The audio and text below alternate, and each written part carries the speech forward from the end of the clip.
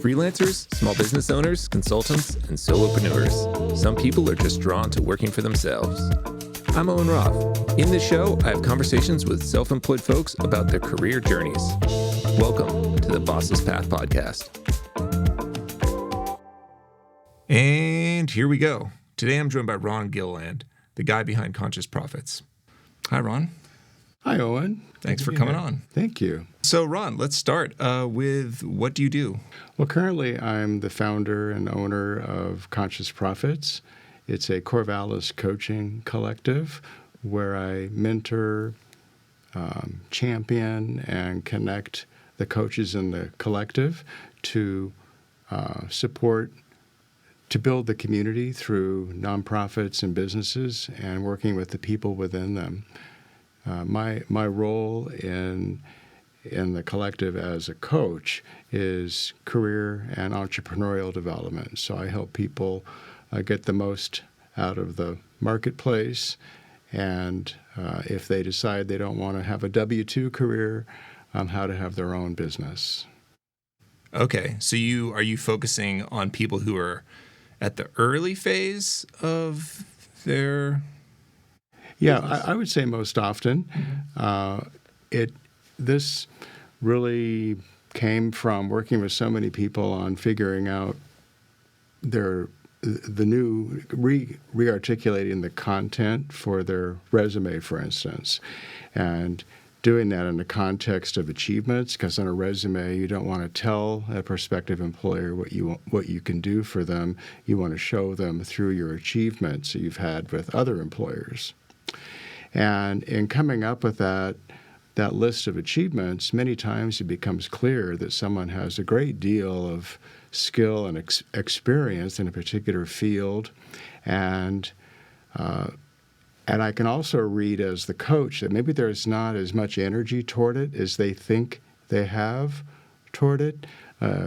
And that's evidenced by they're just not following through on providing information, or it just seems like they're not following through on any of the prospecting homework assignments I might give them. Okay. And I just kind of noticed that, maybe they don't really want to work for somebody else.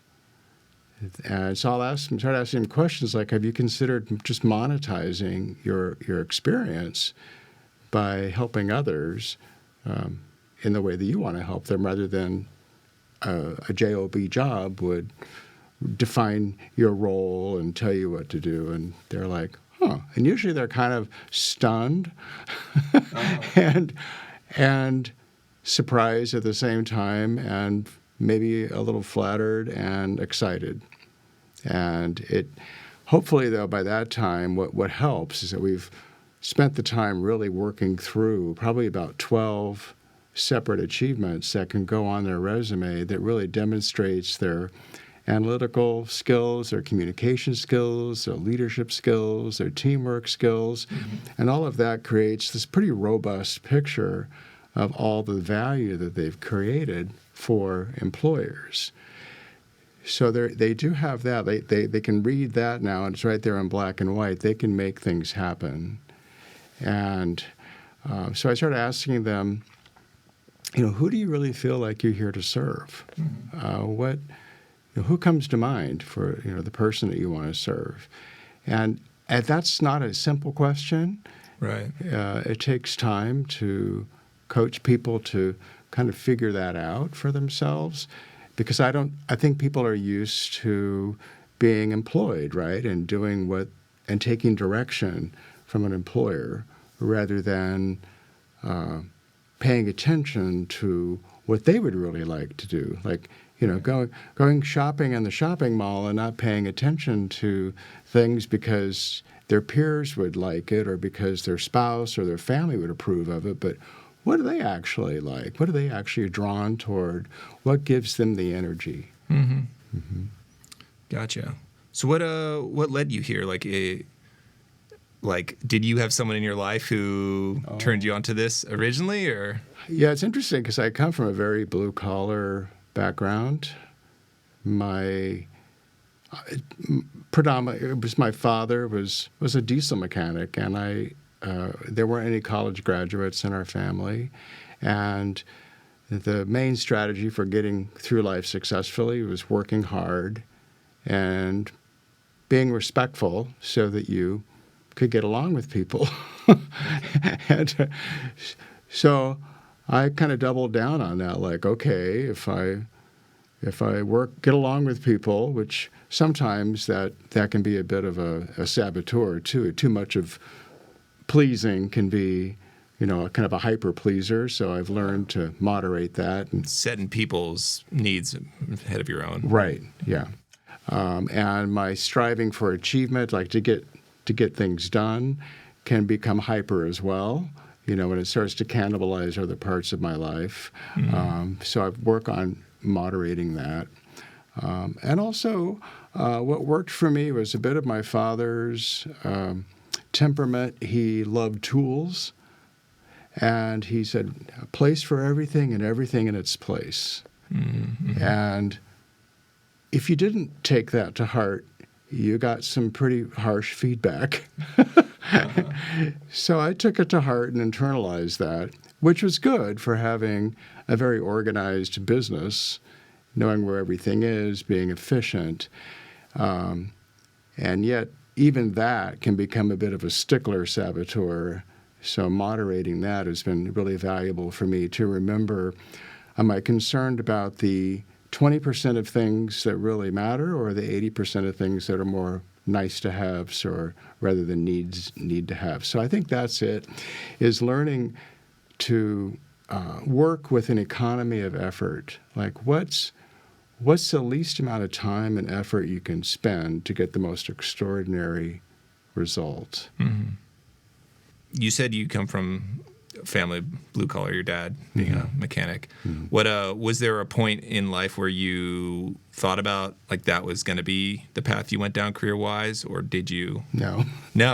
Well, when I was a kid, I did all kinds of part-time jobs because I've never liked to feel like I was on a fixed income.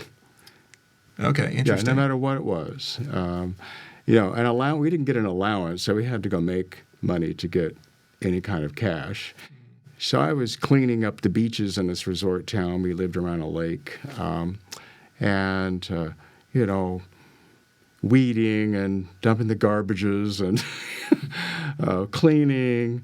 I think probably my first corporate job was working for Safeway as a what they called bag boys or a clerk at that time, filling bags and helping people out to their cars with groceries. And then I became a checker, which I really enjoyed a lot because I could just be right there interfacing with the people. Right, you're a people person, so it's... Yeah. So that was fun. And then I got into retail and hired by The Gap. Okay, the clothing company, The clothing company, The Gap. And as a young man, I was fascinated by all the cool systems they had in place that were replicated over and over and over again. And business systems. Yeah. And all the training that they had embedded for all the frontline employees and the managers and the leadership. I thought that was really quite impressive, and I realized I had a fascination for creating systems. Yeah. And which I think was good training for having my own business, because I know that a good business has to have good systems. Mm-hmm. And I enjoyed creating systems, so that seemed like a good match. And then I tried to go to school, and I did get in about 3 years worth of schooling, but just it was just really hard for me to pay attention to that. I just wanted to get out and do stuff. Right. Wasn't a good fit. Yeah, and I'm not advocating that. No. That's who I was. Sure. I'm a firm believer in that, like, if school is right for you, it's right for you. Yeah. And if it's not, then it's not. It's what the individual what it works for a given individual. Yeah, for me, it was really a timing issue. Yeah. Okay. Yeah, it came later, and that's when I really enjoyed it a great deal, and it was super beneficial. Were you still in the retail at this point, and you went to school full time? Yeah, I was in retail, and I was going to San Jose State University. Okay. And then had some personal crises. Marriage came to an end, and during that time, they had made me into an opening store manager for the Gap, and that was really enjoyable. So I was going to different states and opening new locations, which gave me, again, even that experience of opening a brand new business and all that goes into that, the recruiting, the interviewing, all the processing of the paperwork, all those systems, and then the merchandising. It's perfect for you. It's the things you like doing. Right. Yeah. It's all the inventory. You get to do it over and over again in different places with different people. Yeah, and I think it was interesting too. That's relevant. And thinking back, I realized if you had good enough systems, then you didn't have to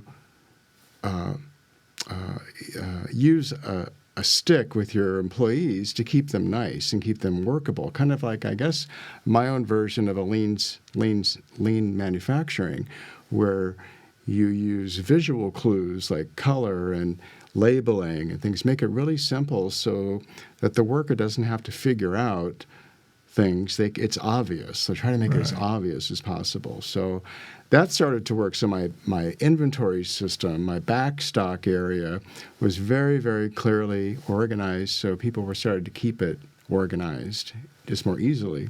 And I also felt that they needed to have their own employee break room that really felt like it was theirs. So I remember hauling in a bunch of pallets and hammering them together and creating like a stage with a sofa and some chairs and, all that. Do you have a talent show? Yeah, right. and that kind of gave me my first clue, I guess, in retrospect, that I really valued the employee experience. Yeah, so I went in. The last store that I opened for them was in the Central Valley, and that was when my marriage came to an end, and so they ended up transferring me back to the Bay Area. So I went to San Jose and ran a very large store at that time, and then I took another, like an older store also, to kind of turn it around. But that's when I realized I was pretty burnt out, because as in retail, you're not paid a whole heck of a lot, and you're expected to work kind of around the clock as a manager. And so I needed a job job, and out of this experience, I've recommended that to people along the way. Like, maybe you're just this is the season for you to get a job job, pay the bills. Go into explaining what you mean by job job. Yeah. Well, for me, my version of a job job at that time was I got hired by the utility company, and I was a meter reader, which meant here I was, outside in the sunshine or the rain. My hair was sort of bleach blonde from the sun when I had more hair.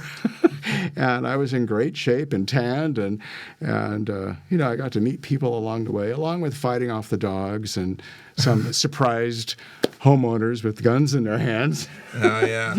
Lots of adventures. I survived that just quite well. And I did that for 5 years, and I was, again, that had a lot of drive and everything, but I got really bored. And in that time, I came across, I had a good friend who liked to collect everything Art Deco. So we would go to these yard sales together looking for things from that Deco era. And I saw this huge stack of Life magazines, and they were all falling apart anyway. And some of the pages that were coming out were like these really cool old ads. And it would show like old Texaco ads of the mother with the child. She was, of course, dressed with the perfect hat on and everything, sitting in a back seat, very different times, right? With her child in her lap, and it was the lit up gas station out in the middle of nowhere, and the friendly person putting the gas in the tank, and the husband driving, of course. Yeah. And I went, I said, I bet if I put these old ads into frames and took them to street fairs, that's what I could do for a business. And I called it Picture Nostalgia. So I was showing up at these street fairs all throughout the Bay Area, and one day I remember the wind came up and blew my pegboard stands over, broke a whole bunch of glass. And I wasn't selling anything because people were coming by and they go like, oh, this is really cool. Yeah, I think my Aunt Edna has some of these old magazines. Yeah, and then they'd walk on. Sure, yeah. We're like, oh, I should do this. Yeah, I've got that. But nobody bought anything. And one day, Owen, this lady came along and she says, dear, I just bought this print for $2 over there. How much would you charge me to frame it like you did that one down there? And in my mind, I thought, oh, I don't want to get into that. And I went, oh, $25. And she went, oh, that would be great. So I ended up framing $300 and some worth of things for this lady. I didn't even hardly know what I was doing, but I went, oh, so if you kind of sell the job ahead of time and then create what they want, you're not having to create all this and hope it sells someday. Right. So I got training to be from a conservator in South San Francisco on how to do really high quality picture framing and everything that went into that. And I was first working out of an upstairs apartment, and then found out that a lot of wholesalers don't want to do business with you if you're not really a legitimate business. And so So you had to legitimize. I said, what does that mean exactly? Well, you just have to have another place that you run your business out of other than your home. So at that time in San Jose, I found there was a building that used to be a church. And I think in the largest auditorium part of the building was a company called Floss Aid, that create the little dental floss holders. Oh, yeah. And then they had a lineup of old classrooms, like for Sunday school, and they were renting out those classrooms. So I took a classroom and really cleaned it up really nice and made it a little retail shop. And that was my first attempt at having a retail frame shop.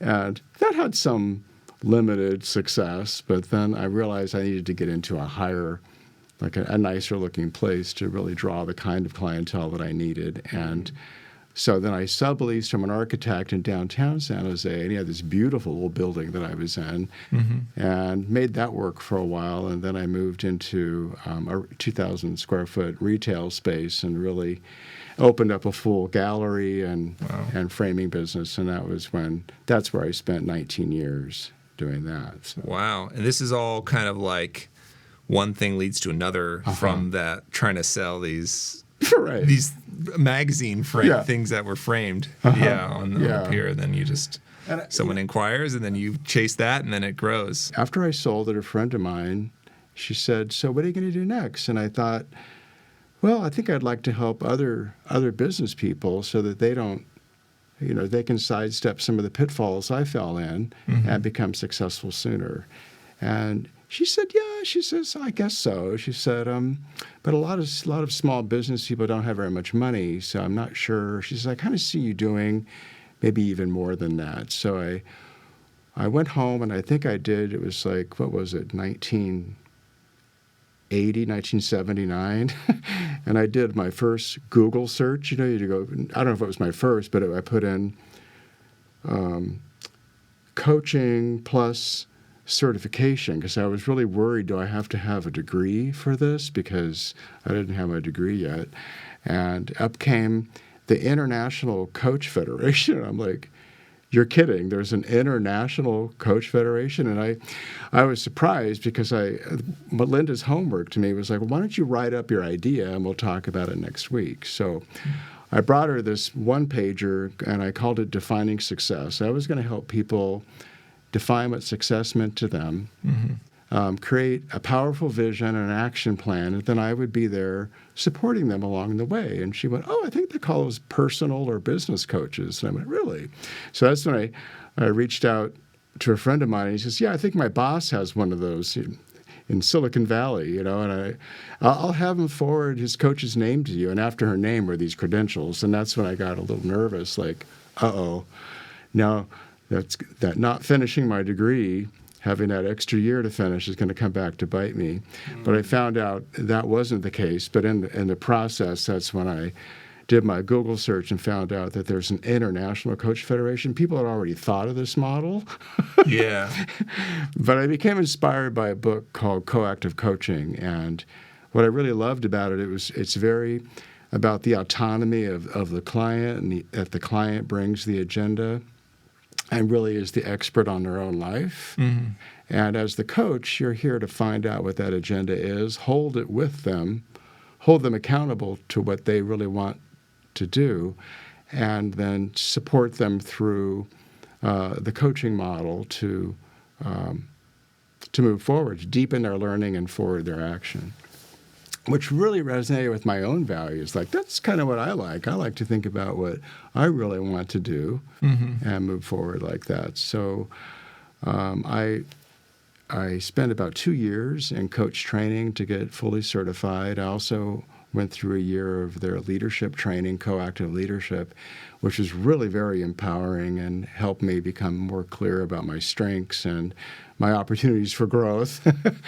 And in the process, I learned that as leaders, we have a leadership style that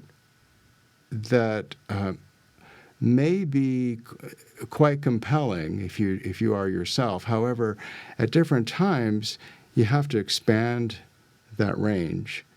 And I had what they would typecast you in leadership training. So they'd say, well, Ron, you're a charming leadership style. You're the friendly, smiling, warm, connective guy. However, you need to expand your range, because sometimes you need to have more of an edge than that to be an effective leader. The charming guy isn't always going to get the job done. Isn't going to call people forth. So I think that's why that leadership training really augmented my coach training, because it made me where I could be more direct and sharper with my clients, more challenging when necessary. And they taught us, don't worry, you're not going to lose your primary style. You've got that down, they said. Yeah, just we need to add to your quiver. Exactly. Yeah, exactly, not replace. You sound like someone who is perpetually like self-monitoring and doing check-ins to see. It is really important. Yeah. In counseling psychology, we talked a lot about, in our law and ethics class, the importance of consulting with either other therapists or agencies. Anytime that you started feeling a frustration or irritation or infatuation, whatever it might be in your work with another human being, because something's going on inside of the counselor now that's going to cloud their lens, right, and keep them from being completely present for those that they're there to serve. And at the time, I had one of those rare times in my life when I actually worked for another company, but it was only because I got to be a coach, working full-time and working with students after I completed my degree, right? In fact, they tried to hire me for that job because I knew the fourth employee, the fourth principal in that company, because he and I were getting certified in coactive coaching, and we used to practice a lot.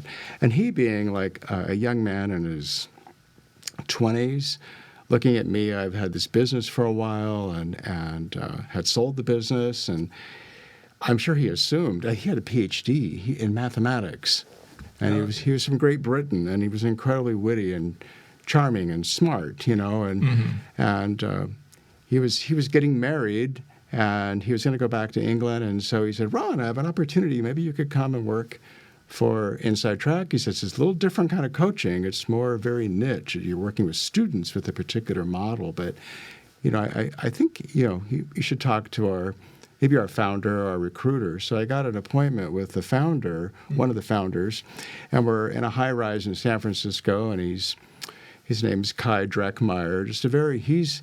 He's the co-founder, and he's the charmer who can sell anything to anyone, and visionary, lots of people skills. Okay. The other founder is much more like the Stanford University guy who, show me the money and why this is even going to work kind of guy. So together they made a powerful business partnership. Yeah, it's good coupling. So Kai's interviewing me, and he's looking at my resume and his notes from Steve, who was my friend, who was going to be getting married. And he said, so tell me more, like, what did you get your degree in? And I said, well, I became a practicing entrepreneur and never went back. And he went, well, maybe we can make it, well, I'll have our recruiter call you in a few days. And the recruiter called and said, yeah, Ron, we really can't hire you to coach students to stay in school if you didn't finish college yourself. Yeah. And so the message was pretty loud and clear, Ron, I think it's time to go back and finish that degree. So I signed up and finished that degree. But it was interesting when I got that done. Which, can I interrupt you? Yeah. This is a degree in? It's integrative studies. Okay. Yeah. Gotcha. Okay. Kind of a liberal arts degree. Okay. Yeah. At the California Institute of Integral Studies in San Francisco. Gotcha. Yeah. It's really fun. It was a cohort-driven program, and a whole bunch of us that were essentially finishing our degrees that were kind of in similar situations. So it was great learning. So you went to get this degree. Yeah. Back to finish, yeah. And then out of that year, I realized I thought, now I've been a professional coach for years, certified by one of the biggest, the biggest coach training institution in the world. Mm-hmm. So when I got hired by a coaching company to coach their students after getting my degree, I made a case for why aren't the coaches getting the benefit of the same coaching methodology that they're giving to students, especially since now with the counseling psychology education in mind, they're being exposed to people's hopes, dreams, successes, and failures, one right after the other, with rosters of 100 or more students. How are they even present for who they're there to serve? Where are they processing what's going on for them and benefiting from coaching? And one of the founders of the company said, that's actually pretty important because we're going to have to start pushing the coaches more productivity-wise, and they're going to need more support. And with the counseling psychology education and with the professional coaching training, they trusted me to make those spaces confidential, which normally in a corporation, if I tell you something and you're my manager, the likelihood of it staying under your hat is very unlikely. The pressure is to move it up, to move that information up to the organization. So that was unusual. But really, it was a very popular program. There were 30-minute sessions. Some weeks I'd have 42 a week. And in those sessions, I would be coaching them on self-care, communication, and motivation. And so that in each of those areas, it was digging deep to help them be more successful employees and more successful people. So that was very enrolling for the coaches, and then it became an entire company employee coaching program. And in that process, too, I think what drove me is I wanted the employees to have the best experience possible doing what they were doing. Again, if you can't strive for that, it's another way of being on a fixed income. You just kind of put up with what is, get your job done and leave. Mm-hmm. But what if you can insert yourself in a meaningful way? What if you can get your creativity honored? So I was helping some of these coaches create special programs for the students that the company ended up monetizing, and they got to lead these projects, and that was very gratifying. So I guess anyone's experience, whether they're an employee or whether they're somebody who's differently abled and can't do something the same way everybody else can, well, helping that person. I once had a good friend of mine, and she said, Ron, if you could help people work within the constraints that they're facing, and be successful and fulfilled anyway, you've really achieved something. Mm-hmm. And I think I took that to heart. Where were you at, in life when you retired? Were you doing some form of coaching at that point? I was working for this coaching company, and over time, there were changes going on in the company where they were having different profit-related pressures. So they didn't shut down my employee coaching service, but they kind of stopped sponsoring it as vigorously. And there was a major layoff, and at that point, the employees were pretty reticent to take time away from their desk for that 30-minute coaching call.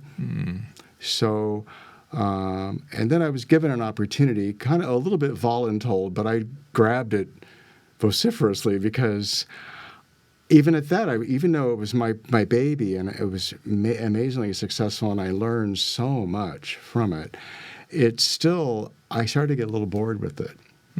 42 meetings, one right after another, a week.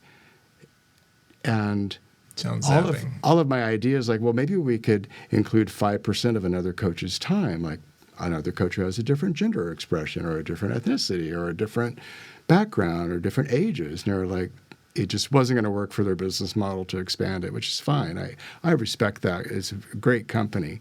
And they've done a lot of wonderful work for people. They encouraged me to finish my degree so I could get a job there eventually, right? Right. Yeah, which was a life-changing event. But they needed someone to go from go to colleges and universities across the country to teach their coaching methodology. So now they had moved away from the more expensive version of selling trained coaches to becoming more capacity builders. So we'll come into your school and we'll train your staff on how to coach your students. And also it's going to benefit your culture as well, because Inside Track had created a very data-driven, very results-based coaching model that was having amazing results out there. So not only for the students, but for the staff. So I was out training that, and after 2.5 years of that, I realized I wasn't doing real well with that lifestyle, even though I was learning a great deal and really benefiting from it in many ways. The different time zones, all the time away from home, the impact on my health, on my relationship. I was starting to get migraines where I never got migraines before, inflamed stomach lining, and I was like, whoa. This is just not working for me. It certainly wasn't the company or the company's fault. It was a great opportunity. Right. Just didn't fit for who you were at that stage. It didn't fit for who I am and how I'm made up. So Sure. I had to come to terms with that, and I thought, well, I'm 62 years old at that time. I thought, well, then I guess I'll retire. And I had some ideas for multiple streams of income to make that work. And I thought I would do some coaching, but kind of figured I was kind of done and would spend more time, I don't know, helping my partner in the garden. I didn't really know. And it was delicious getting long walks in the woods with my dog. It was delicious getting afternoon naps. But then I realized I really missed working with people. I missed doing more coaching. And I worked it out in my relationship because that was a big deal for me to go immerse myself back into the working world again. But I really needed to in order to feel fulfilled and like I was spending my time in a meaningful way. And plus, because of what was going on in society, I don't want to leave young people on a trajectory that we essentially put them on, especially what's going on now. When I was 18 years old and looking out at the world, it was like, just as long as I didn't have to go to Vietnam or die of AIDS, I had all the hope in the world, but I didn't think the world was coming to an end, or that World War III was around the corner, or that we're a civil war even. So, or global warming and all these existential threats. I didn't have any of that. So I just can't relax being a retired hobbyist. That's just not who I am. I don't have anything against people doing that, but it just wouldn't work for me. So that's when I realized I wanted to get back into coaching and really double down on doing what I could. But I realized this time I don't want to be that employee coach again who does it, one person to all. I want to do it through a network of subject matter experts that can make a big difference to a lot of different populations in a lot of different ways.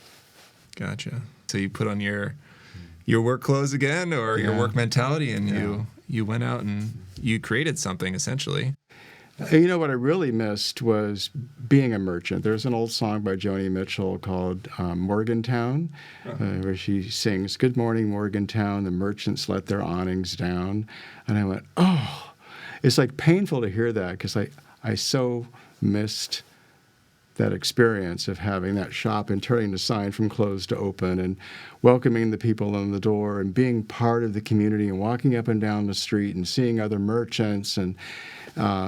And so that's what motivated me to open an office outside of the home, you know, now that we're out of lockdowns and all of that.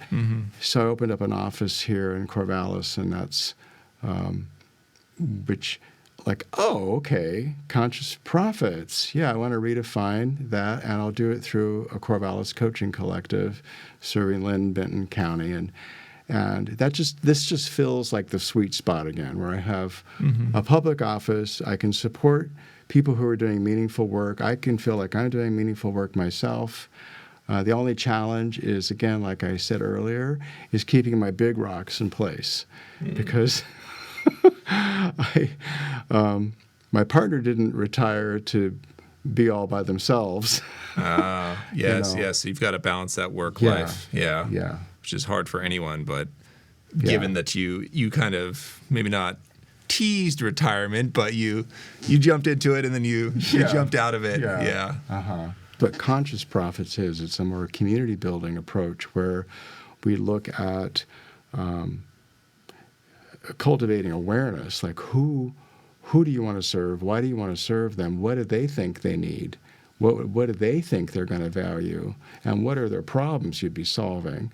And come up with a hypothesis, and then talk to at least 20 people who are either in that population or that know of that population, and get their opinion on your hypothesis, and then iterate accordingly.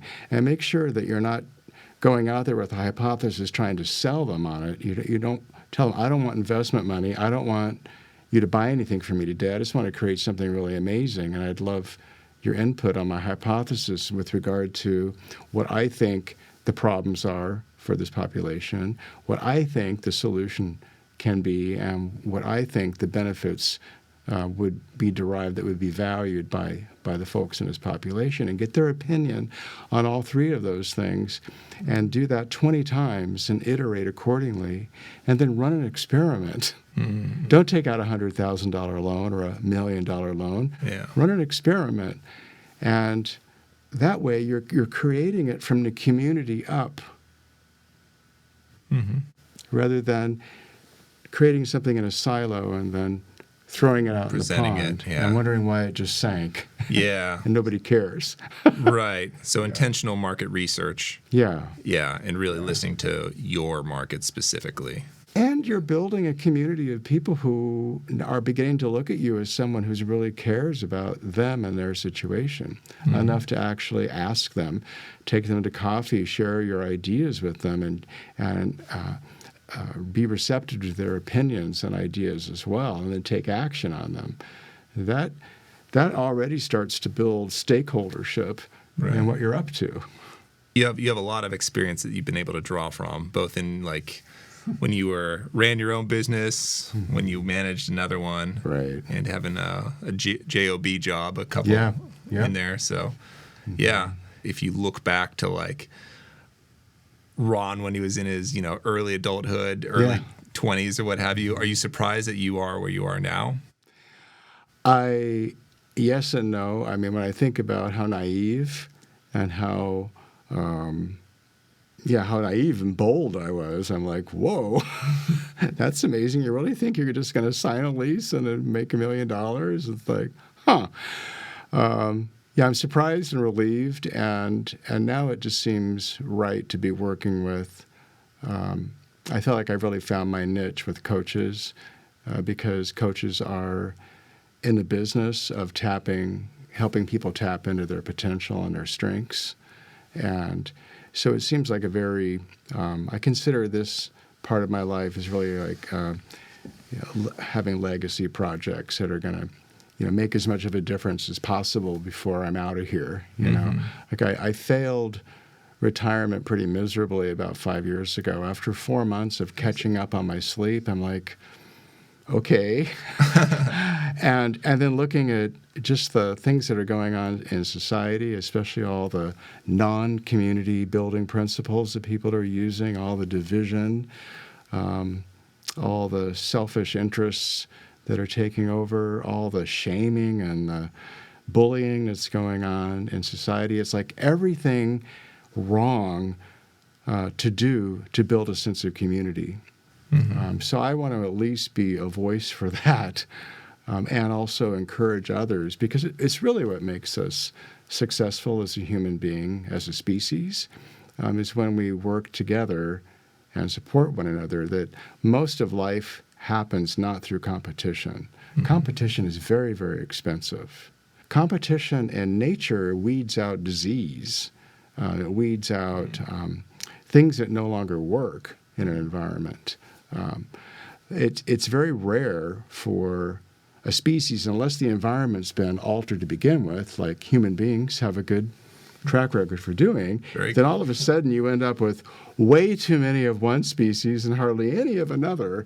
Right. And the balance gets all thrown off, which throws everything off. But left alone, you'll find that there's more specialization going. When there's competition, or when there are scarce resources in the wild, specialization takes over, and cooperation. I love. One of my favorite books is called A Simpler Way by Margaret Wheatley and another author, and they write about their observations in the Galapagos Islands when food is really plentiful. They observe the birds. The birds with the largest, strongest beaks would eat small seeds and large seeds that had to be cracked open. All of the large birds ate everything. In years of scarcity, the large birds would leave the smaller seeds alone so that the smaller birds had more to eat. That's the cooperation, because they all have their specialty. Right. They're not competing. They're cooperating. Most of life actually wants to happen. We're not here to beat each other up. Find your niche and kind of live in your niche. Right. Yeah, find the things that, there's some quote that I can't articulate perfectly, but it has to do find out what energizes you, what inspires you, because that's what the world needs. The world needs more inspired people doing what they do best. So I'm curious, what you said you come from a family blue collar, your dad being a mechanic. What was there a point in life where you thought about that was going to be the path you went down career wise, or did you? No. No. Didn't cross your mind. I always wanted to do something great, not that I achieved greatness, but I think when I graduated from high school, they thought I was either going to be a minister, an actor, or a politician. Okay. And a few years later, at a 10-year reunion, this old buddy of mine, he had a few drinks, and he says, "Ron, I always thought you were going to be somebody." It's like, no, I just have my own business. Yeah. And, so that was always kind of funny to me.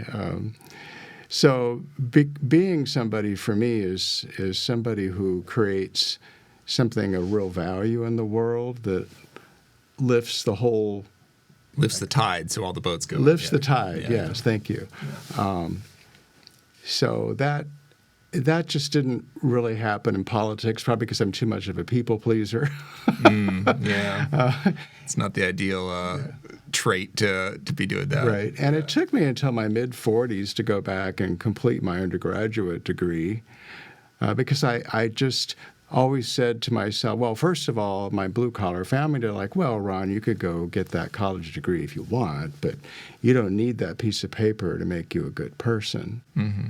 And what I learned from going back and completing my undergraduate degree and then getting so thirsty for learning, I went on to graduate school in my 40s, was that it didn't make me a better person, but it made me a better version of myself. And I found that I could think more clearly. I could write a little bit more clearly, think more critically, and it really did add a lot to me, to my ability to live the life that I want to live. So I really am grateful for the education that I was able to get, even though it came a little late. But then again, I figure everything's kind of on time when all is said and done, Yeah. I mean, it's purely contextual, right? Yeah. To like what works for a given person or circumstance, yeah. But I definitely have an independent spirit, and I'm really willing to work hard. When I do work for other people, I kind of put my head down and drive pretty hard.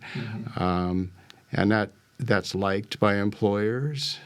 And yet that also gets boring after a while.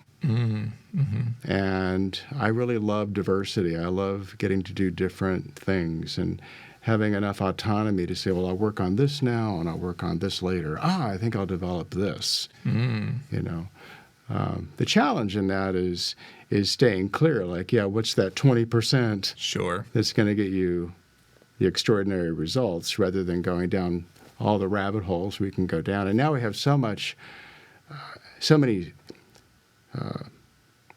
software platforms and abilities to do things as a solopreneur that one could never do before. We have so much, we can immediately make things happen. Yeah, there's plenty of places to get your hands wet. Right. Probably too many. The plethora of choices are overwhelming, really. It really is. Yeah. Yeah. Yeah, it's actually funny. It was yesterday. I was talking to a friend, and he was asking me about, a little bit about like how things were going for me with my business and everything. And the question he asked I hadn't heard before. He said, "Do you ever feel done?" Yeah. And I interpret that as being done with like, are you ever at a point of satisfaction, a task complete? And I'm just like, not really. I mean, sometimes, because my line of work is like, more or less project to project, whether it's a photo shoot or a video project. So there is like that sense of completion within compartmentalized, but then there's always other projects going on. And then beneath that, there's also skill sharpening and there's networking, self-promotion, all of that. Right. Yeah. How would you answer that question? Do you ever feel done? I don't worry about being done as much unless it has to do with meeting deadlines and expectations of people that I've made promises to. But I need to work on keeping the big rocks in first in my life, so that I'm not trying to cram them in between projects. Things like health, relationship, anything that's affecting my peace of mind, those are the three main focus areas for me: health, relationships, and peace of mind. Gotcha. And there's a part of me, that hyperachiever part of me, that wants to just get stuff done all the time, and will tell me that I don't have time to walk the dog, I don't have time to talk to the neighbors. I just need to sit here and get this next project knocked out. And that's when I know I'm a little bit in trouble, and I have to moderate and go back, wait a minute, when all is said and done, I don't want to be that guy. I want to be the guy that took the time to chat with the neighbors and appreciate the opportunity and delight in my dog when we're walking on a long, long, long walk up in the woods. It's just such a joy. Smell the roses. Yeah, right. Along the way. Yeah. I'm going to ask this knowing that it's almost an impossible question to ask, but what is the day-to-day, or maybe we'll say typical week look like? Is there a typical week for you, like work-wise? Yeah, what I've learned to do is create for myself a daily syllabus. Okay. And it's kind of the academic model in a way from all those years in higher education. Like you have a list of focus areas, or you have a list of classes. And the things that you need to pay attention to. As opposed to, I found what didn't work for me is having a to-do list. Because how can you have a to-do list if you have so many different arenas that you want to keep track of? Not everything needs your attention every day, but something might need your attention today that didn't need it yesterday. Mm-hmm. So how do you keep track of all that? So for me, by having a daily syllabus, I check in all the different areas all the different arenas that I want to be in successfully, and then I just note what's important for today, what's in red, and what's in black. That's just what's urgent and what's important. And kind of keeping that clear by looking at everything and tracking what's urgent, what's important, and then taking action accordingly. And I try to, again, keep the big rocks in place so that I'm not being going overboard on being concerned with everybody else and everybody else's needs, but keeping that in check by some guardrails, like am I paying attention to my health? Am I paying attention to my relationships? Am I paying attention to my peace of mind? So I think it's that tension between health, relationships, peace of mind, and doing meaningful service in the world. So that's what my days are like. I'm part of Rotary, which I really love. It's a humanitarian organization, so we get to provide service to people just for the sake of making the world a little bit better in 7 different areas of focus, Mm-hmm. And I am part of a networking organization that is international, so I get to support a couple of chapters outside of my own chapter on being more successful, supporting their leadership teams. And then I have my collective of coaches. I have people that I work with personally and in 12-step recovery that I've been in for 40 years. It makes for a really rich life. Yeah, it sounds like you've got what you mentioned earlier as having a very diverse set of things that you do. Right. I'm curious about you when you mentioned guardrails. Could you maybe share what some of the actual guardrails themselves are? Do you not work on weekends? How do you define? Ordinarily, I don't schedule anything afternoon on Saturday or all day Sunday. I try to have a short day on Fridays. And then pour it on Monday through Friday mid-afternoon. And now I'm even reevaluating that, because now with an office in town and a home office, now you're traveling between 2 spaces rather than just logging onto your next Zoom call. Right, yeah. And I need to be a little more skillful at scheduling office time during the hours that I really want to be there, making myself available during that. And other times, Zoom. I mean, everybody knows how to get on a Zoom call. It's normalized now. Yeah, normalized. So that's because the primary purpose of that office really is to provide benefits to my coach members so that they can have a professional office that's appointed well, that they can meet clients and not have to put down their home address for their business address. Oh, I see. So you're not only coaching your coaches in this office, but they're also providing services to their clients within it as well. Yeah, so we sign up for private time and kind of balance it that way. Yeah. Gotcha. Mm-hmm. So I think the main guardrail is just watching the tension between wanting to be in the world, participating in all these fun and meaningful ways, but not to the expense of what's going to matter, when I am in my last day, Mm-hmm. So if that means that I get to not only have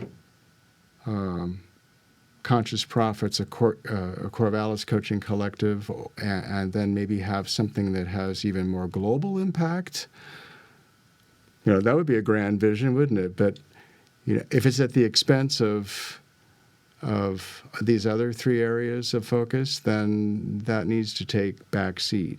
Right. If I have a partner who's very ill, or I need to be more of a caregiver, then I'm going to have to moderate that. So, or if I have health challenges myself, life is unpredictable. Of course. But I think it's I want to spend I want to spend the rest of my life living a meaningful life, one that I'll be happy about in the very last hour that I lived, or die trying. Well, like you said, life's unpredictable. So, but it sounds like you're quite content in like continuing what you're doing. Yes. Yeah. And you're finding a lot of fulfillment. There are two musical terms. There's the crescendo and there's the diminuendo. So the crescendo is like, I am devoted to, as much as I can, live a crescendo life. Yeah, continually learning, expanding, growing, and awareness. It doesn't mean, and many times growing is, you subtract, addition by subtraction. Like, just because you're living a crescendo life doesn't mean you're necessarily doing more. It means that you might be learning how to do more but with less time and less energy, and maybe through other people. And I think that's the thing. Whereas a diminuendo life, I think that's why I bounced off of retirement, because I didn't have a bunch of hobbies to go to. And my partner is a beekeeper and a baker and a musician and an artist and a gardener, Lots of things to retire to. Yeah. And so, he's just full out living that retirement life, kind of wondering, well, where's Ron? And I'm put over here doing all this. But that's just not who I am. I've never been driven to do those things. I appreciate them. I value them. I admire them. I certainly enjoy them, but I don't feel like it's what I'm here to do primarily. So to someone who wants to pursue the bossless path, I would say the things I've said, and yet I think also is to be clear what values in you are craving that. Yeah, for me it's because really whatever path we pursue is just a strategy for getting our primary values fulfilled. I really highly value inspiration. So when somebody breaks through and achieves something, I've always been really inspired at that. I mean, I was the little kid that would cry at the Olympics, watching the Olympics, or at listening to the national anthem. I mean, I love being inspired. It's a way of being inebriated without any of the bad side effects, I also really love diversity, as I mentioned. And so those values are something that really get fulfilled by having a bossless path, for me, more so. And I think, too, most people who are really successful on a bossless path are what you would call not like unfiltered, people that aren't filtered and not quite as compliant or as comfortable with the mainstream norms. These are going to be people who, like, for instance, Erik Erikson, who I studied in counseling psychology, famous name. He's the one who talked about, the life chapter that I'm in right now, which is the legacy chapter. He named that. And he's read by people who are learning how to be psychologists. But he never got a degree. He was a thought leader. And there are people who still take issue with that fact, right? Academics that take issue with that. But he had an awful lot to provide.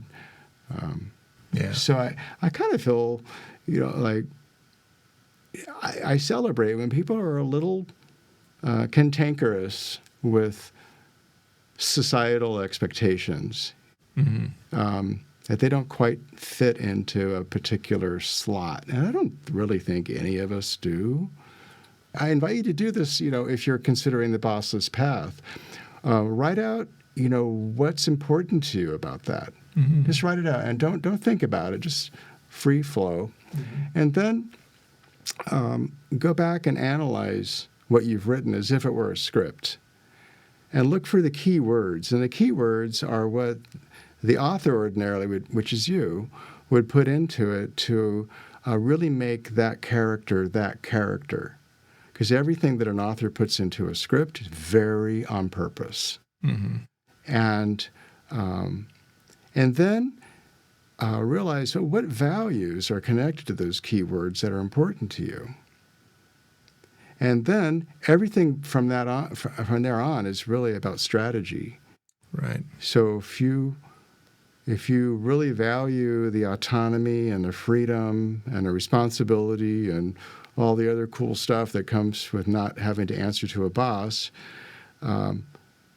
you get to make it up like what way that's going to happen.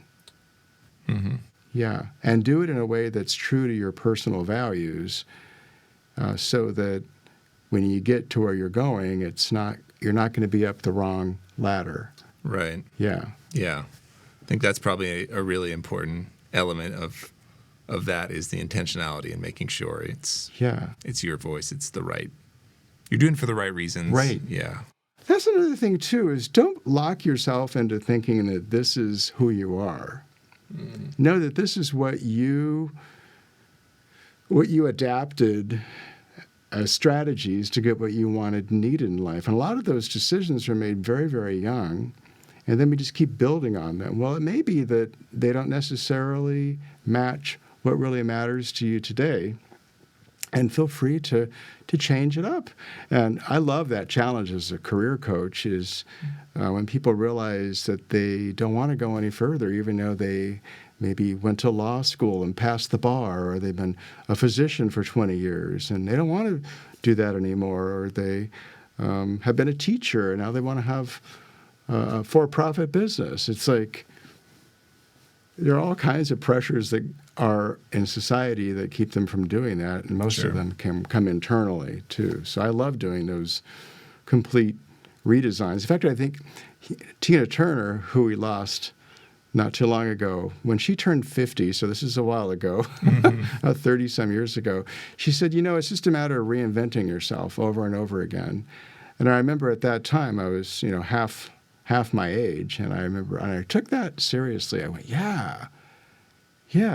When you get to reinvent yourself anytime you want, it's just like the concept of you can start a day over at any time. You can reinvent yourself too, especially if it's the uniform no longer fits, take it off. My utility reading uniform no longer fit. I wanted to be a picture framer. Yeah. Yeah, but that is exactly what you're talking about before, about being able to be in touch with what works for you and paying attention and listening. Listening to yourself and your needs, and then acting on it. Uh-huh. I think that's a challenge for a lot of people, myself included, where you have sunk cost going on, or you just other voices, whether they're external or maybe internal, they tell you that you should just keep going, or but pivoting and having that refresh it's a challenging one. Some people are just maybe just their nature might make it easier for them to be a more traditional employment path, and they might be happier, and it might be a better fit for them. Exactly. Yeah, if some of their values maybe are strongly rooted in security or predictability, they probably want to have. That they might be a little bit risk averse to jumping out and having a full-time business. That's why I think the collective idea is good, because I'm going to enable people to do things to empower them to do their business more successfully in a way that's not going to cost them tens of thousands of dollars. Especially if they are in debt to that, and then they have to pay that back forever and not be able to do other things that are meaningful to them. So, right. Yeah. Which ironically is what college can be for a lot of people these days. Ironically, it's really sad that students have become such profit centers. Yeah. Well, Ron, you've been very generous with your time. Is there can you share with us how people can get in touch with you about your services and all that? Yeah, we just launched consciousprofits.org. There you can not only learn about me, but you can learn what I'm doing, but what all the coaches in my collective are doing, and the community building principles are outlined on that website. And I invite you just to go there, poke around, and see what piques your interest, and then reach out I'd love to have a meet and greet and just talk about what you're interested in doing. That I would be excited. I'm very excited to work with clients who are wanting to create that bossless path, to create their own way. And I'm currently working with people who are 22 years old all the way to 77 years old. Quite a range. So do not limit that bossless path dream that you have for yourself. Yeah. And I have to ask, is this something that you cater mainly to people on a local level in person, or do you also do, you mentioned, you do Zoom just like everyone else. Are you also helping people who are outside of of course. Corvallis? I actually do have clients in Southeast Asia, back east in the United States, and Canada, Mexico. Okay, Yeah, and that's a lot of fun, and I love doing that. And I'm really doubling down on here in Corvallis and Lynn Benton County. I don't want to be an online business. I want to be a local business. Mm-hmm. I want to be a place where we can hold events and people can get together.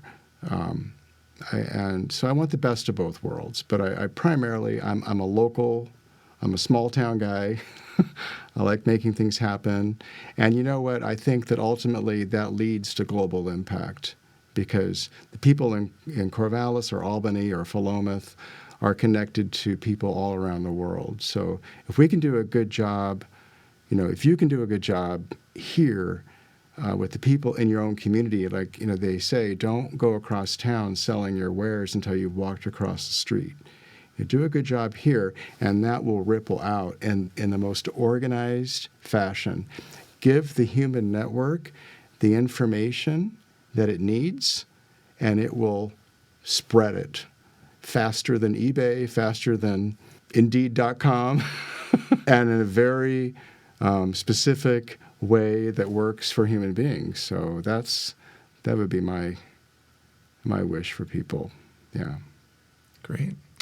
Well, thanks for spending time on the show and Sure. Yeah, My pleasure. sharing your stories Thank with you, me. Owen. Thank you for making a space for this. Yeah, absolutely. And there you have it. This has been a super fun conversation with Ron. If you want to hear more conversations like this one, please follow and subscribe to the podcast. Until then, this has been the Bossless Path. Catch you next time.